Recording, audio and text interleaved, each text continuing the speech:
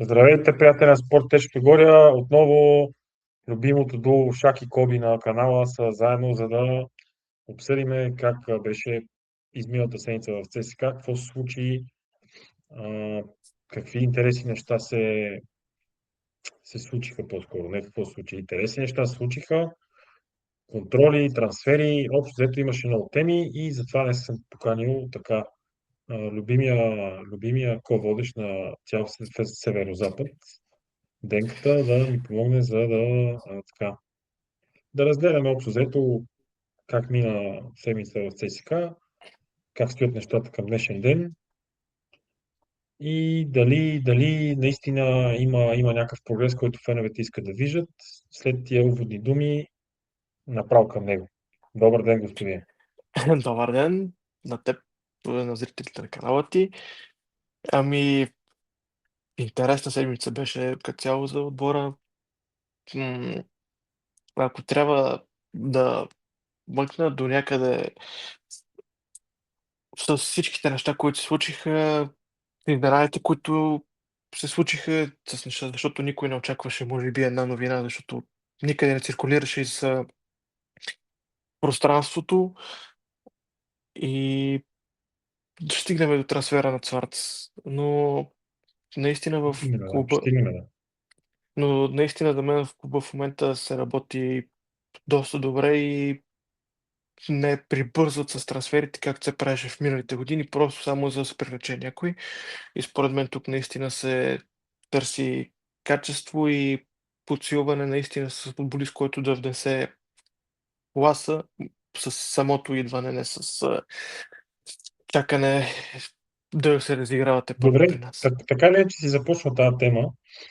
А, да те питам, ти мислиш, че преди години залагахме на някакви трансфери от България, на уж някакви таланти или перспективни футболисти, по-скоро от страх да не изпуснем, дето се вика, офертата. И нали, също така да има някаква активност, които в крайна сметка м, се оказаха, че май не са точните и не са и нужните попълнения. Визирам едната година, примерно Иван Тасев, за който по цената на май, общо се знаеш, че е в ЦСКА. До този момент Тасев няма абсолютно никакъв принос към първи отбор, 2 години по-късно. И миналата година, ако не се лъжа, по това време вече бяхме обявили и Мартин Сураков. Ами, до някаква степен тези трансфери са и от малко или много и схеми за бъдещето, но според мен беше малко или много да се угоди на феновете с привличането на млад перспективен българин, който да се развива и тепърва се наложи в футбола. Иван Тасев наистина в Пирин беше доста добре, но сега стигаме до там, че не всеки футболист, който се представя добре в отбор извън ЦСКА или в ЦСКА се представя на ниво, защото тук вече м, говорим и за различната нагласа и очакванията, които вече имаш към теб. Защото тук при нас малко или много публиката винаги е много взискателна и трябва да се знаеш, че си трябва да стъпил на земята още в първи момент и трябва да покажеш най-доброто от себе си. Съгласен съм, да. Общо взето, мисля си, че това тази година не исках да го виждам да се вземе някакъв футболист от А или Б група, който просто те свика да не изпуснеме. И също време да се замаже очите, че има някакъв трансфер, нещо, което според мен е доста така, нещо, което гради повече в такъв период, повече отколкото да е нещо полезно, да е нещо градивно. Така, хронологично, ако караме нещата, първо заминахме на лагер в Австрия. А, Аз лично харесвам Австрия като място за лагер. Не знам защо. Смятам, че летните лагери в Словения и Австрия така са едни много добри дестинации. Първо, климат, близка дистанция до България. Също така, там има много противници, които се подготвят. Потенциални противници в контроли. И мисля, че нивото е така. Просто предразполага за една добра подготовка. Нещо, което аз лично не харесвам в Турция, защото те буквално взимат отиват в някакъв оазис в Турция играят на някакви супер перфектни условия, хранят се при перфектни условия, държат ги под някакъв доста добър режим и изведнъж те се връщат на Панчарево, връщат се в София и става като разпасена команда. А тук някакси, все пак и между лятната подготовка и началото на зона времето е по-малко. Знам, че в Австрия повече мислят за футбол. Условията не са като в Турция. Сигурен съм, не че са лоши. Просто в Турция има ни перфектни условия, които лично според мен малко така ти разлигават един вид. И те просто никога след взема подготовка не виждам отбора да е свеж. Винаги, то не че след лятна е па свеж, как почваме летата последно време, не е истина, но винаги съм харесвал Австрия, защото най-малкото и в Централна Европа знам, че се готвят много отбори от Западна Европа. И надявам се, когато видиш около тебе някой отбор, така, да кажем от Бундеслига, втора Бундеслига, как се подготвя, може да си извадиш някои бележки за самия себе си, да си кажеш, ей, тия какво правят, нали, как се хранят, как лягат, как спят. А, самия им подход дори за контролните срещи. И а, мисля си, че така, пак ще го кажа, доста добро място за лавируване и се надявам, че ще се върнат готови на 100% за сезона, защото този сезон ще е много дълъг и много тежък. И в Австрия, още първия ден, разбраха с кой ще играем в евротурнирите. Познат съперник, нищо особено не са. Трябва да си ги трескане, преспокойно, според мен. Не знам ти какво не е. Аз ще подходя малко по иронично. Терена дали още има 7-8 метра денивелация там? Не, казаха, че са го оправили. Но на А, мен много ми се размиват, как да ти кажа, а, спомените от тия мачове с Дели Сити, Клифтън Вил и Данил Сейнс, направо ти кам, някой път се чудил кой с кой мач беше. То реално, мислех си, че нивата е на Клифтън Вил, а тя си е на Дели Сити.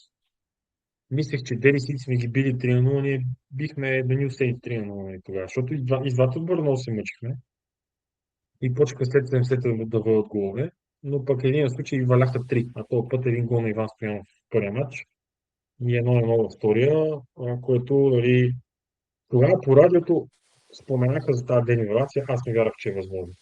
Обаче, като се върнах към уния запис на култовия Слуво Пенев и просто си викам, това е скандал. В смисъл, дори в БВ и Алкръжна има по-добри терени, което е несериозно, а ние сме дъното като условия за футбол.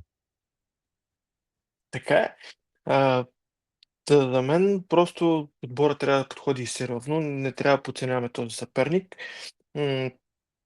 И просто надявам Христо Янев наистина да подготвя такава степен отбора и просто това е напълно преодолим съперник, особено на другите, които можеше да съпаднем с тях. Визирам Жилина,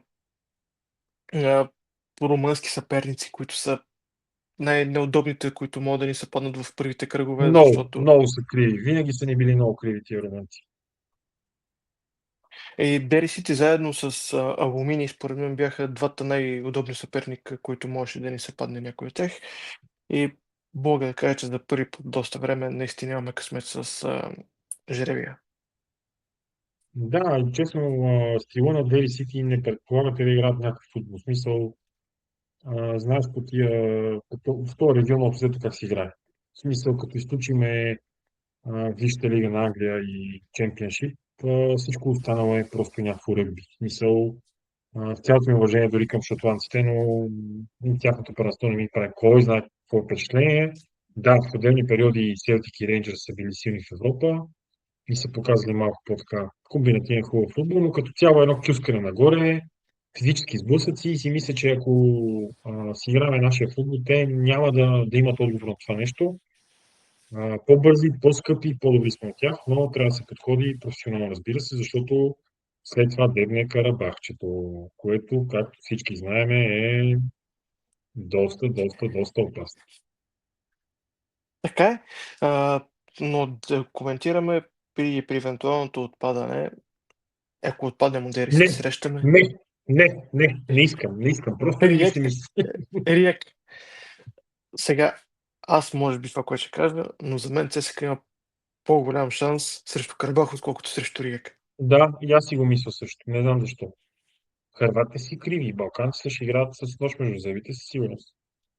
А и Карабах, честно да ти кажа, след тази Одисея в Шампионската лига, не знам колко са мотивирани за Лига Европа. Не знам. Наистина има какво да стане в техния път, защото коефициент им е голям. Ние евентуално ще го откраднем, да се вика за един кръг. Обаче пък... Да стигнем А... до там. Да, разбира се. Но пък дори този голям коефициент няма да има достатъчен срещу една Бенфика, да кажем. Което е Така е. шокиращо, защото Бенфика влиза във втория кръг с 90 и нещо коефициент, което го няма никъде, да се вика. Това общо взето е един от най-големите парадокси, които съм виждал в жребий, доста Е, такъв коефициент. то там стана Но знаем разместването и защо. заради Да, изненадващия заради шампион, не шампион, а носител на купата на нашия носител Португалия. на купата. Да. Защото спортинг са страшно силен и го допускат това нещо да се случи. Но да, Риека са много криви, непознати са, предполагам, ще бъдат една идея по-подценени. М, Просто има си предпоставката мача да е тегъв там. Докато Карабах, знам, че ще излеземе дори една идея респектирани и стреснати, не твърде много, надявам се. Но това цялото нещо ще е безпредметно, ако просто исландците си ги треснат в първия кръг и свършат нашата работа. Защото исландците са преотделими от нас, Велисите също, Карабах, разбира се, много тегави и стискам палци на исландците. Искам един път и е така и ние да имаме някакъв лек път в Европа, защото винаги е някаква мъка. Сепси не ги коментирам. Сепси беше Там в много крив момент. Абсолютно всичко тогава. Просто не беше, де да знам. Но още не мога да дам правилна оценка на този жребий, защото ние тогава почнахме да пропадаме лека по лека и психологически не бяхме излезани от тегавия минал сезон. И поради тази причина аз все още не искам да си вада някакви изводи от този жребий, но връщайки се назад, винаги има някакъв много тегъв отбор. Примерно на плейоф, Базел естествено, колко пъти. Виктория Плюзен. това беше По-назад в годините, феноменално. по-назад в годините някои отбори им се пада Киево за влизане в Шампионска лига, на други им се пада Ливърпул. Нали? Нека Знаеш ли си... какво е това нещо, като го казах, да замислих? А, че малко или много, говоря като цяло за българските отбори. Тук малко ще излезе на рамката ЦСКА. Добре, да не може едно време нашите българските отбори като цяло, независимо дали срещнеш Ливърпул, Барселона, Аякс, да излизаш и да тръгваш да играеш срещу тях като равен с равен, без да влизаш с страх. Такива неща. И стигаме до момента, където се пада не толкова претенциозен отбор, нали, с цялото ми уважение към Карабах и това, което са постигнали, да кажем, в това последните години в Европа. И да излизаш да играеш срещу тях. Все едно са някакви извънземен отбор и са някакъв колос. Да, Просто разбира се, съгласен съм, да. Така е. всичко е Напълно те до разбирам. психиката и до мисленето. Наистина тук стигаме до това, че всеки отбор за мен е необходимо да работи с спортен психолог, за да им вдъхва това доверие. Но като говорим в истинския смисъл на думата психолог, защото знаем, че има и други психолози, които действат по други начини с футболистите. Но Да. това е друга тема вече. Еми ето вчера, например, ще гледам холандците как си вярват във всяко едно отиграване и в всеки един пас и всеки един момент. Значи, виждам, че там се работи. Значи, може навсякъде да се работи, защото те не са най-силният отбор на този мундиал, примерно, но играят по начин, по който лично според мен на този етап впечатляват и са сред фаворитите. За мен са Преспокойно скрити мога да го заявя. фаворит. За мен са скрити Да, фаворит. да, абсолютно така е, защото на хартия имат всичко и с това самочувствие, което демонстрират. А, ще им става все по-лесно, според мен. Колкото повече увереност натрупват с оглед на тия мачове, но Това е друга тема, която не иска да се отклоняваме, защото все пак епизод е за нашия любим клуб. Така, добре. След този жребий обявихме най-после и екипа, който ще носим Новия в, сезон. в новия сезон. Какво мислиш за екипа? Не ми харесва. Друго, което бих от Куба, че, че ще бъде нещо пуснат в продажба от 1 юли, доколкото разбрах всъщност идеята с надписа, който е отпред на екипа, че това са всъщност всичките фен клубове на ЦСКА, които са намерили място на него, да докажат, че отбори и фенове са заедно в едно. Хубав е за мен дизайна. Лично ми дъхва така и малко повече, защото избягваме от това тъмно червено, което носихме през последните години, се връщаме към традиционното червено класическо. Защото последните години, ако замислиш, Точно така, да. не беше Някакси типичното нито един от червено. екипите, да, нито един от екипите не беше нашите червено сякаш. Да, като дизайни се бяха невероятни. Особено онзи с златното, което беше за мен това може би е най-красивият екип в историята ни, който сме имали. 23-то, 24-то? С златното, да. Сега го свързвам с екипа М, с периода на Хайнц. В смисъл, за мен е по-хубав Да, този, който беше да. миналия сезон. Миналия сезон ми хареса, но беше твърде тъмно. Някакси не е това нашия цвет. Но новия ми хареса. Може Но като би. дизайн, аз говоря като дизайн, иначе към цвят, да, Мгм, този мгм. дизайн също е хубав. И ми хареса това, че са вмъкнали отново ЦСКА изписано на глаголица. То за мен това няма никакво значение, но За мен е хубав да такъв а, интересен детайл, който от малките детайли, но въпросът е, че те са малките детайли, които горе-долу не се виждат, нали, как стои фанелката по време на матча и как хората разпознават, според мен. Но мисля, че тази фанелка така има шанса да остане в историята. Най-вече защото ще е първата на новия стадион. И амбициите са ясни. Амбициите са ясни. мен другото, Успоредно което с ми хареса. фанелката, да, всъщност извиня. Що, което ми харесва в фанелката е, че поне аз съм фен на малко по-ретро моделите и на мен тази тениска ми се връща малко към ретро футболните тениски с този дизайн. Не знам. Разбирам те, да, да, да. Ами, имаме екипи в миналото, които леко напомнят. В смисъл, тя напомня за някои екипи от миналото. Така че разбирам те. Дори 2003-2004 Асикса, 2007-2008 шампионската. Да, напомня определено някои екипи от миналото.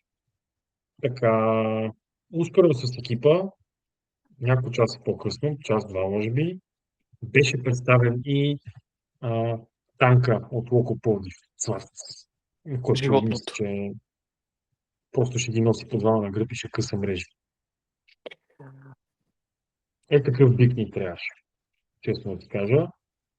Много се кефа на този трансфер, много добра работа на ръководството, защото всички си помислиха, че аз ги плюя, не ги плюя, просто когато нещо е лошо, може да го кажем, когато нещо е хубаво, може да ги похвалим. Така че много добра работа на ръководството.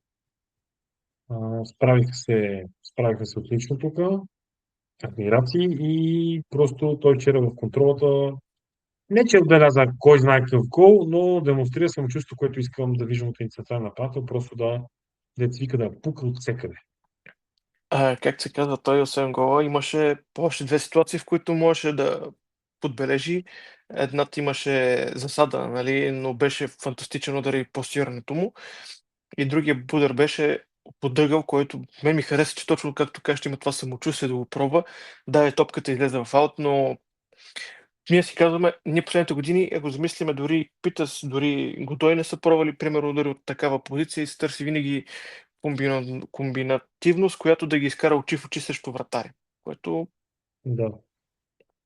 но Цварц наистина, между другото, абсолютно никой не го очакваше. Дори така, къде си коментираме на шега, никой не го свързваше с нас, никой не го праща при нас, пращаха го в чужбина, в Ботев, в други отбори от елита. И изведнъж да видиш ЦСКА обяви трансфера на Цварц. Тук в кръга на шега ще кажа И ръковод. Мани Ботев. Някои други си го бяха харесали около финала за купата преди месец.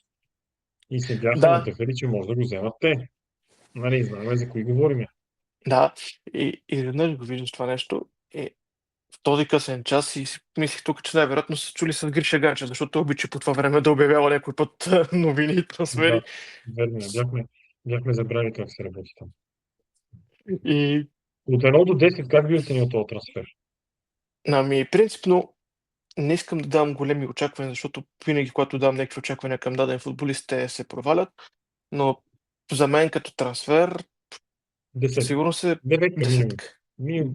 Да, 9-10 да. тук не. Но да знам, че всъщност то се оказа и ясна и трансферната сума, която ССК е платил на Локомотив, ако може да съдим по информацията, която изтече, около 500 000 евро. За тия пари си е подарък. Да, и другото, което е, че той в трета Бундеслига е вкарал около 10 гола и всъщност трета Бундеслига не е толкова лошо и нивото, както и втора, защото там имаш отбори в долните, да не кажем в долната таблица, защото ти горната таблица забрави, че там може да се пазарува футболисти, защото там ако си направил малко по-добър сезон, веднага те лапва някой от средата на първа Бундеслига. Мисля, към момента не мисля, че може да се конкурираме с тях малко или много. И нали, долната част от таблицата във втора Бундеслига и трета Бундеслига цяло, там дори да забележиш някой по-качествен футболист, аз съм на мнение, че той в България ще бъде Трябва да звязда. си го вземеш. Абсолютно. Абсолютно. Това е като с бразилското. Само дето нашето бразилско попълнение от зимата нещо не показва това, което искам. И тук е добрият момент да вмъкнем темата за Файтон. Не Ако съм. Файтон играе добре, ако играе Файтон добре, искаш ли играе в ЦСКА? Защото аз да. И аз искам. Там, Но една въпросът е друг. година от Дали той иска? договора, Дали той да, тази иска? година от договора да се изпълни и да си бъде професионалист е нещо, което не бих казал, защото в сравнение с Перера и Пиедрейта просто е квиче кварасхеля за мен. Все още не ми харесват двамата. Има нещо, което ме дразни. Смисъл, един на един, като си наскоро с защитника, да от 5 пъти един път го мини. Те това не го показват. Два случайни гола на Пиедрейта и това беше общо взето целият сезон. Целият полусезон при нас. Затова се надявам файтонката да захапе, да бъде себе си и да си изпълни договора. Просто като професионалист. Не да почне да прави сцени август-септември месец. Най-малкото, защото са на новия стадион и с европейски матчове а, ще е друго. Ето, на 30 юли преспокойно може да посрещаме Карабах на новата армия, което е матч, който всеки един футболист на нашото ниво би искал да изиграе. На такива условия с такъв футбол. Според Мисля си, мен, че това е... като Да, каза за Файтон, извиня, че те прекъснах. А, според мен Файтон, максимума, което го виждам да остане в ЦСКА, наистина, тъй като трансферният прозорец се затваря края на август месец, според мен той ще пробва да види дали може да си уреди трансфер просто заради мачовете на ЦСКА в Европа. Това виждам аз по този начин нещата. На мен също би ми се искал, но просто му знам желанието на този човек, че не иска да остане да играе в ЦСКА. То му беше ясно още преди миналата година го пуснат под найем в Швейцария, в градска опера, ако не се лъжа. И аз от него не очаквам, че ще държи целия сезон при нас, ако трябва да сме честни. За добре, разлика ти от това, пък очакваш... вчера един Васил Каймаканов ми направи страхотно впечатление. Да, разбира се. В Цюрих Кой? беше файтон, само леко те поправя. Но те в Швейцария отбойца ми е ни същи. Цюрих, градско пръст. Добре, значи сме профайтони двамата на този етап. Да. Профайтонци. Василка ми каза, че добре. Рано е да говорим за каквото и да е, защото все пак предните подготовки виждахме много момчета да се случват добре, да им се дава шанс. Но мисля си, че ще го пазят да не прегори. Ще го менажират много така внимателно и затова си мисля, че тази тема още е много рано за За отваряне. мен заради новото правило, според мен, би получавал шансове. Да, ама ние там си имаме и Петко, и Теодор Иванов. Мисля, че Андрей Иванов се класира или не. По-скоро не. Сега ще погледна. Аз също погледам, че Не, Андрей Йорданов се класира за това правило. Така че, да, хубаво е да имаме още една опция, защото ще ни трябва. Добре, добре. Контролата, дет се вика, ние отгоре я минахме. Мисля, че всички футболисти вече са налични, всички са готови, всички са без там. Джеймс. Без Джеймс, да. Джеймс, който удължи договора си и така. Това е второто нещо, което много ме изненада след трансфера на И мене много ме изненада, Сварц. защото това е нещо, което трябваше да се случи просто. Защото малко или много това е фактора в този бой и да знаеш, че той, който иска да ходи някъде, да играе някакъв голям футбол и по някакъв начин е убеден да остане, защото никой не му гарантира, че бъде продаден лятото, зимата или така нататък, нали? Да, Мисля, той така може да си е. изкара договора преспокойно. Той да бъде убеден да остане, значи се вижда нещо сериозно в ЦСКА. И последното нещо, което искам да разнищиме е как виждаш прогреса на стадиона и кога очакваш да се завърнем, защото в момента не са много ясни нещата. А, Аз това, което ще да вмъкна само около това е, че с трансферите, нали, това, което се спекулира с едно име, което лично аз малко бях шокиран, като разбрах, викам, това си е поредната догадка, но доколкото разбирам, наистина не е само догадка и има напълно реален шанс той да Да, се окаже на стадион Българска армия. Визирам за бивши халф на Интер, Стефано Сенси, който може да се озове и откупната му клауза, мисля, че даже по-малко от тази на Цварц. А такъв халф, ако го имаш в първенството си, той сигурно ще бъде с разлика и това ти вдъхва още на доверие в халфовата линия. мисля, че въпросът не е в сумата, мисля, че в неговите суми е въпрос. Защото предполагам, че има доста така големи очаквания като заплащане, като условия за живот и така нататък, които на този етап може би екипа му струват по-добри, защото все пак Парастото е една идея по-силно със сигурност от нашето и малко по-южна държава се деца вика. Там няма я лютата българска зима, която по последно време също отсъства. Но си мисля, че малко още натиски ще бъде готов. Надявам се тази седмица да бъде обявен. Има слухове и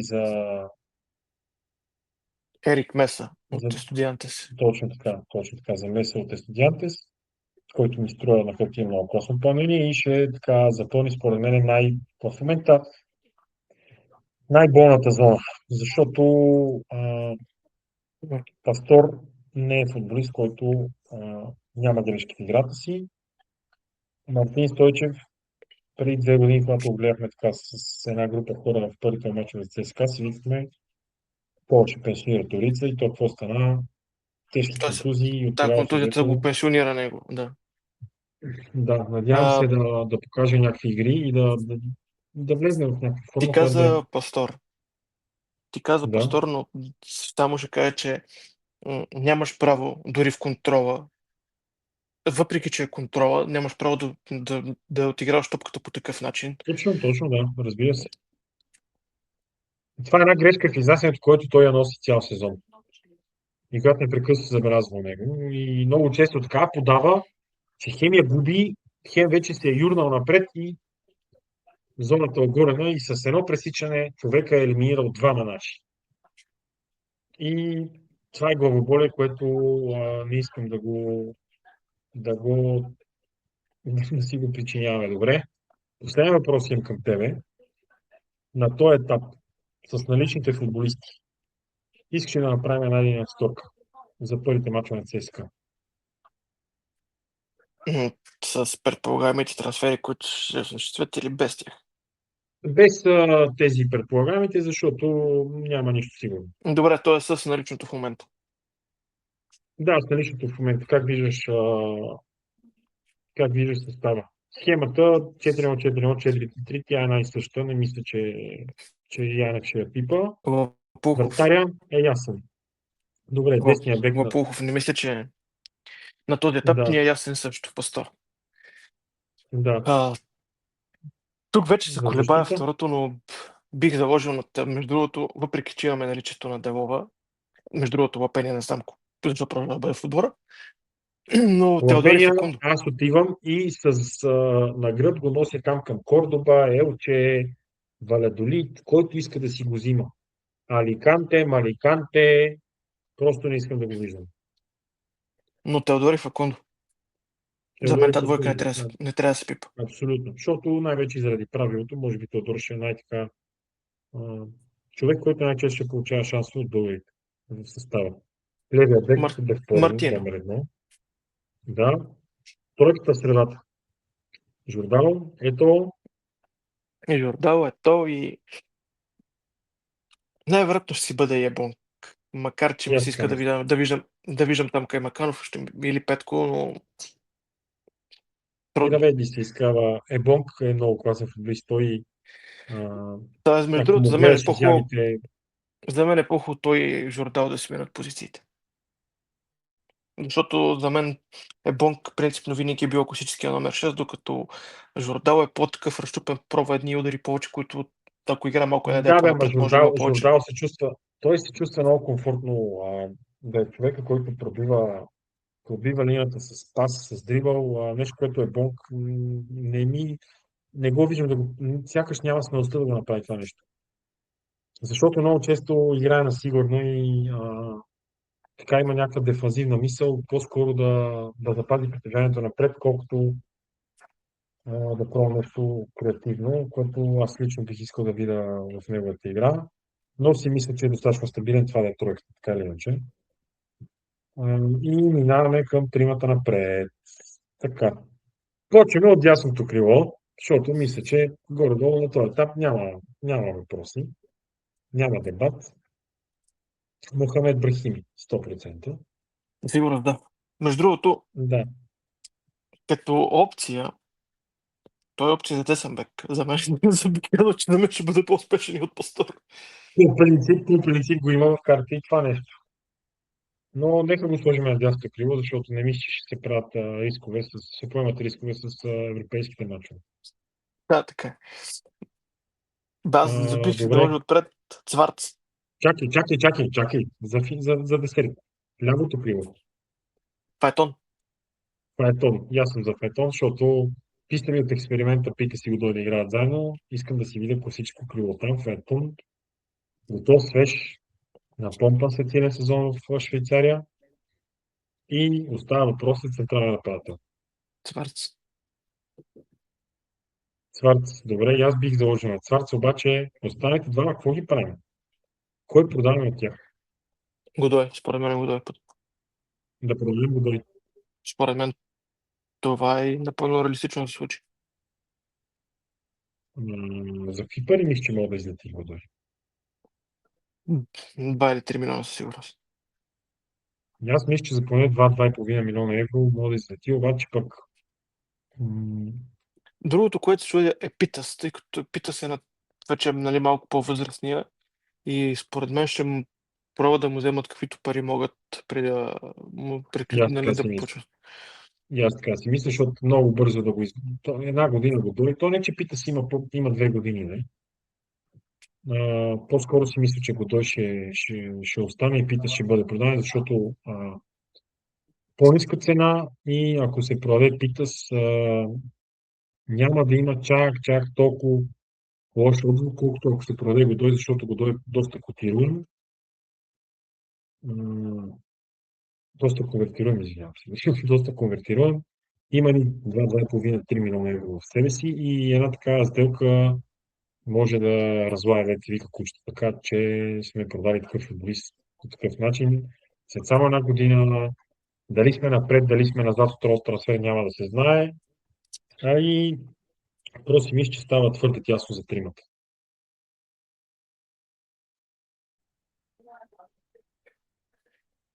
Сякаш Ами, става твърде тясно за тримата. сигурно ще си има полза и по-хубаво да се изключи максимално той в момента това нещо, отколкото да го изгубим. Да, напълно съм съгласен, но предстои да видим следващите седмици. Надявам се до 20-25 юли вече да сме наясно с това, което ще разполагаме следващия сезон. И същевременно си мисля, че тук и сега е момента да сложим край на нашето предаване, след това, което обсъдихме за седмицата на ЦСКА. Минахме през доста теми. Следващата седмица може да направим пак подобно включване. Но също така се готви нещо много специално следващия уикенд, така че следете с интерес. Ще направим така един доста интересен епизод, вече малко по-професионално, с така доста любопитни гости и едни финални думи от Денката. Ами, със сигурност очаквам този сезон да бъде по-добре от миналия, говорим цялостно от началото да завършик, но не искам да се повтарят грешките от миналия сезон. С изхвърляния и така нататък, просто отборът трябва да бъде здраво стъпил на земята през целия сезон. Съгласен съм. Искаме това нещо случи. Очаквайте, разбира се, по-кратки епизоди следващите дни и друга седмица може да направим така още една дисекция на това, което се случва. Ще има още изиграни контроли, ще има още любопитни трансфери, надявам се, и новини около отбор. От мене и от Денката. Довиждане и до скоро. Чао!